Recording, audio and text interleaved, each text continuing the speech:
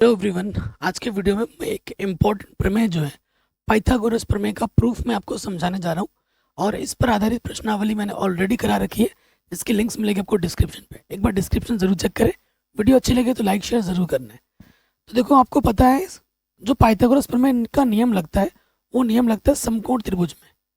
ऐसा त्रिभुज जिसका एक कोण क्या होता है, समकोण होता है, उसे हम समकोण त्रिभुज कहते हैं। समकोण का मतलब 90 अंश का कोण होता है। तो मैंने एक त्रिभुज ले लिया, ठीक है। त्रिभुज का मैंने नाम दे दिया कि ये भैया क्या है, ए है बिंदु, ये बिंदु हमारा बी है और ये बिंदु हमारा सी है। ये आप जानते हैं।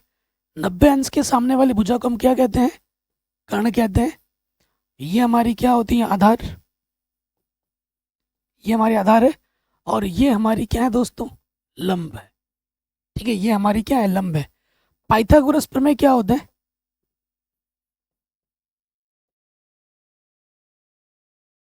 पाइथागोरस प्रमेय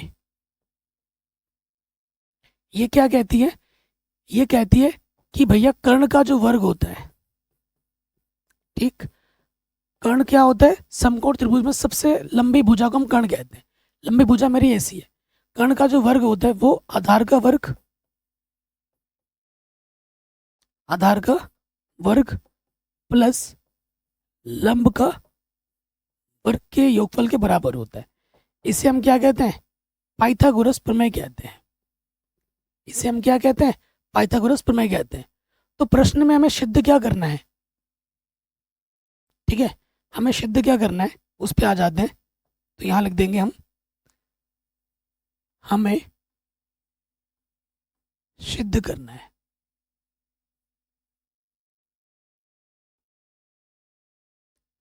जैसे मैं लिखवा रहा हूँ ना, जैसे मैं करा रहा हूँ, बिल्कुल आपको एग्जाम में ऐसे ही करना है।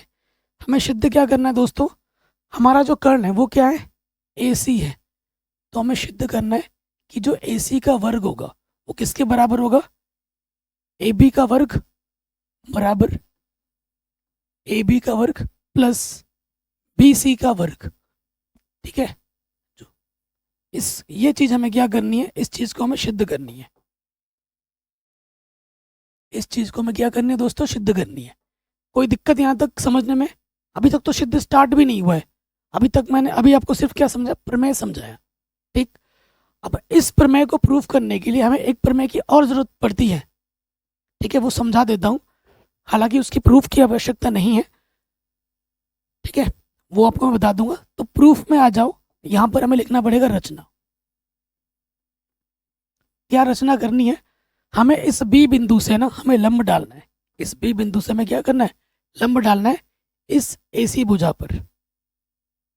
ठीक, हमने लंब डाल दिया किस पर, एसी भुजा पर। तो हमें यहाँ पर लिखना है, क्या लिखना है, रचना में हमने क्या किया, इस बिंदु का नाम हम दे देते हैं डी। इस बिंदु का नाम हमने क्या दे दिया, डी। हमने बी डी लंब डाला है किस पर, ए सी पर। बताइए कोई दिक्कत यहाँ तक, कोई परेशानी यहाँ तक नहीं होगी? अच्छा, जो प्रमेय 6.7, ठीक है, पाइथागोरस प्रमेय क्या होती है, प्रमेय 6.8 होती है। लेकिन पाइथागोरस प्रमेय को प्रूफ करने के लिए हमें प्रमेय 6.7 की मदद लेनी पड़ती है। इसको प्रूफ करके नहीं दिखाना पड़ता है, सिर्फ मदद लेनी पड़ती है। प्रमेय 6.7 क्या कहती है, अगर आपके पास कोई समकोण त्रिभुज है, उसमें ये छोटा वाला जो त्रिभुज है, ठीक है, ये छोटा वाला जो त्रिभुज है, इस छोटे वाले त्रिभुज का क्या होगा, समरूप होगा।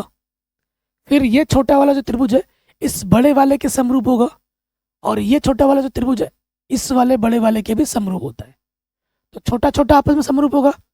छोटा वाला, ये वाला छोटा इस बड़े वाले के समरूप होगा, और ये वाला छोटा वाला इस बड़े वाले के क्या होगा, समरूप होता है।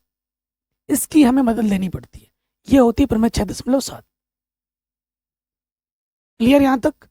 अब देखो भाइयों, यहाँ पे लिख देंगे हम प्रमेय, ठीक है, यहाँ लिख देंगे हम प्रमेय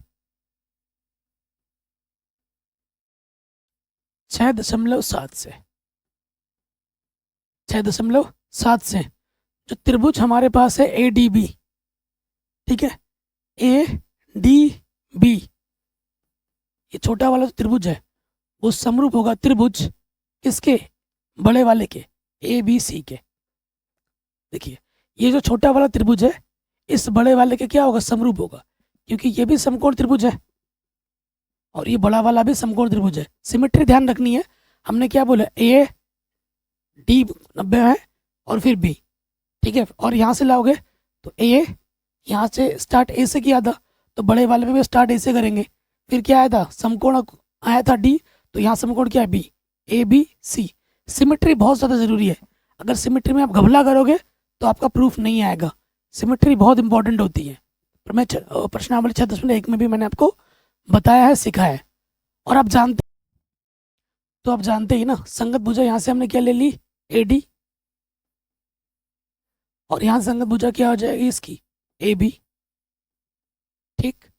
फिर आपको पता है ए बी गुणा ए बी स्क्वायर प्रूफ में चाहिए ना, तो यहाँ ए बी है तो तिरछी गुणा होगी ए बी चाहिए, तो ए बी कब मिलेगा, यहाँ से इसको जब लेंगे ए बी, तो यहाँ से किसको लेना पड़ेगा, ए सी, तिरछी गुणा कर दो, ए बी गुणा ए बी का वर्ग, और यहाँ से आ जाएगा ए डी गुणा ए सी, ठीक। इसको हमने समीकरण नंबर 1 मान लिया है।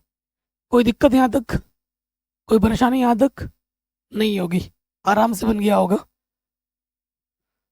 अब आ जाओ फिर से पुनः, हमने क्या किया था, हमने अभी क्या किया था जस्ट, कि इस वाले त्रिभुज को इस बड़े वाले के क्या दिखाया था, समरूप दिखाया था। अब की बार करेंगे इस छोटे वाले त्रिभुज को इस बड़े वाले के क्या लेके चलेंगे, समरूप लेके चलेंगे पुनः, ठीक है। पुनः त्रिभुज बी डी सी, ये जो छोटा वाला त्रिभुज है इस बड़े वाले के क्या होता है, समरूप, तो किसके होगा, ए बी सी के, ठीक है, ये हो जाएगा। अब आप जानते हैं अगर दो त्रिभुज समरूप होते हैं तो उनके संगत भुजा का अनुपात क्या होता है, बराबर होता है, ठीक है। तो लगाओ भैया, ए बी स्क्वायर चाहिए और ए बी के बाद मुझे क्या चाहिए, बी सी स्क्वायर चाहिए, ठीक है। क्या चाहिए, बी सी स्क्वायर चाहिए ना, तो उसके लिए मेरे पास क्या हो जाएगा, देखो यहाँ से आ जाएगा मेरा सी डी, यहाँ से आ जाएगा सी डी, तो यहाँ से क्या आ जाएगा, बी सी स्क्वायर चाहिए।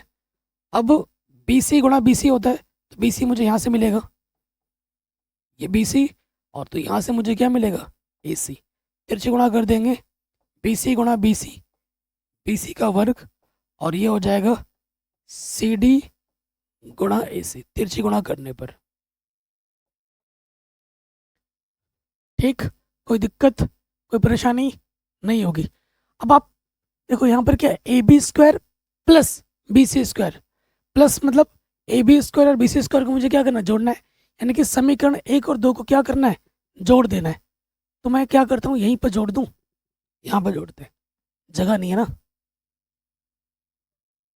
तो यहाँ पर आगे लिखेंगे समीकरण 1 तथा 2 से, ठीक है, जोड़ देने। तो जोड़ेंगे तो क्या होगा, बायां वाला बाईं तरफ जुड़ेगा, दायां वाला दाईं तरफ जुड़ेगा, बायां वाला बाईं तरफ जोड़ो, A B square plus B C square, इधर क्या है मेरे पास, ए डी गुणे में है ए सी, ठीक, प्लस, और इधर क्या है, सी डी गुणे में है ए सी। तो अगर आप ध्यान से देखोगे ए सी क्या है, उभयनिष्ठ दोनों में, ए सी उभयनिष्ठ निकाल दिया, अंदर क्या बचा यहाँ से, ए डी, और यहाँ से क्या बचा, C D. A D plus C D किसके बराबर होता है, यहाँ देखो, A D plus C D किसके बराबर है, ए सी के बराबर है, किसके बराबर है, ए सी के बराबर है। तो यहाँ ए सी और इसका मान भी क्या आ गया दोस्तों, ए सी, तो ए सी गुणा ए सी क्या होता है, ए सी का वर्ग, यानी कि हमें क्या प्रूफ करना था, ए सी स्क्वायर, और इस तरफ क्या है, A B square plus B C square, हमको यही सिद्ध करना था, हैंस प्रूव्ड, ठीक है ना, हमको यही सिद्ध करना था, ठीक। ये चीज सिद्ध करनी थी, आराम से मिल गई। तो कहीं पे भी डाउट हो, दिक्कत हो, प्रश्नों को एक बार दोबारा ज़रूर देखें।